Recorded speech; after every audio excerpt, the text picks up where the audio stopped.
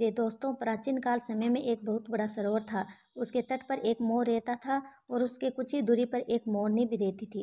एक दिन वो मोर उस मोरनी से शादी का प्रस्ताव रखता है कि हम शादी कर लेते हैं। लेकिन उस मोर के इस प्रस्ताव को सुनने के बाद मोरनी उस मोर से कहती है कि शादी तो मैं तुमसे कर लूँगी, लेकिन सबसे पहले मुझे मेरी बात का उत्तर दो कि तुम्हारे मित्र कितने हैं। मोर अपना दिमाग चलाता है और मोर सोचने लगता है कि हो सकता है यदि मैं अपने मित्रों के बारे में मोरनी को बताता हूँ तो मोरनी शादी करने से इनकार कर दे, क्योंकि हर स्त्री मर्दों के मित्रों से नफरत करती है।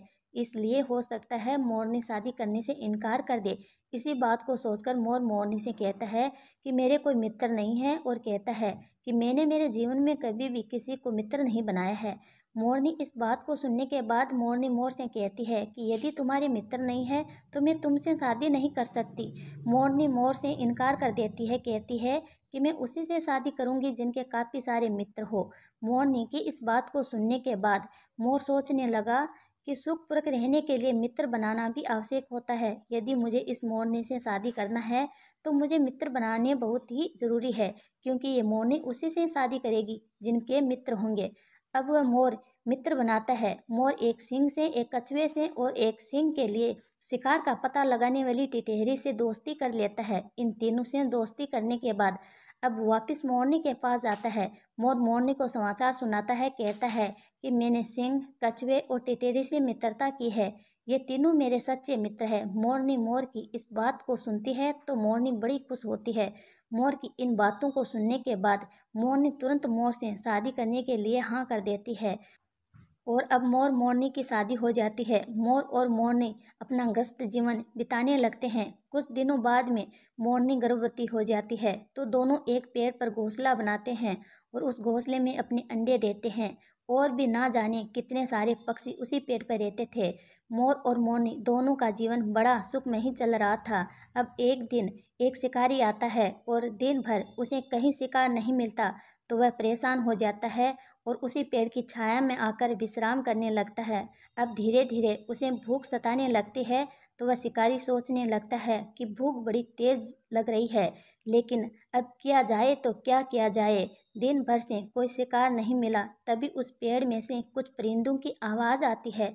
तब वह शिकारी सोचने लगता है कि क्यों नहीं इस पेड़ पर चढ़कर इसमें से कुछ पक्षियों के अंडे और कुछ छोटे छोटे बच्चे होंगे, इन्हें खाकर मैं अपनी भूख को शांत कर सकता हूँ। यही सोचकर वह शिकारी पेड़ पर चढ़ने लगता है तो मोरनी की नज़र उस शिकारी पर पड़ती है। तो मोरनी बड़ी चिंतित हो जाती है, तुरंत अपने मोर को सूचना भिजवा देती है। मोरनी की सूचना पाते ही अब मोर तुरंत अपने मित्रों के पास जाता है और उनसे सहायता की गुहार करता है। प्रिय दोस्तों, बस फिर क्या था, टिटेरी ने जोर जोर से चिल्लाना शुरू किया।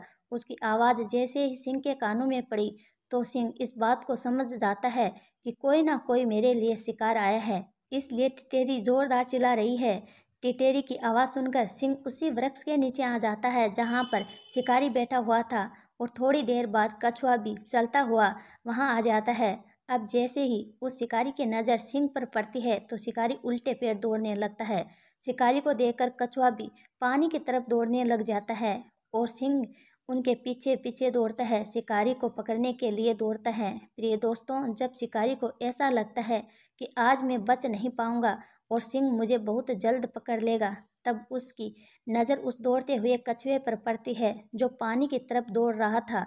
शिकारी मन में सोचने लगता है कि जिस तरफ कछुआ दौड़ रहा है उस तरफ पानी जरूर होगा और उस पानी में मैं अपनी जान बचा सकता हूँ। यही सोचकर वह शिकारी कछुए की ओर दौड़ता है। आगे जाकर के कछुआ सरोवर में चला जाता है और शिकारी दलदल में फंस जाता है तो सिंह बड़े आराम से जाकर उसका शिकार कर लेता है। शिकारी के खत्म होने के बाद मोरनी मोर से कहती है कि मैंने विवाह से पूर्व आपके मित्रों के बारे में पूछा था कि आपके मित्र कितने हैं। यदि आज आपके मित्र नहीं होते तो आज हम और हमारे बच्चे सभी मारे गए होते, हमारी जान चली जाती। इसलिए मित्र होना बहुत ज़रूरी होता है।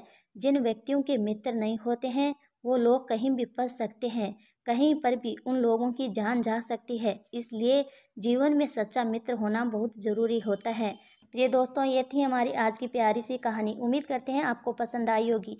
पसंद आए तो चैनल को सब्सक्राइब करें और एक प्यारा सा कमेंट ज़रूर करें। राधे राधे दोस्तों।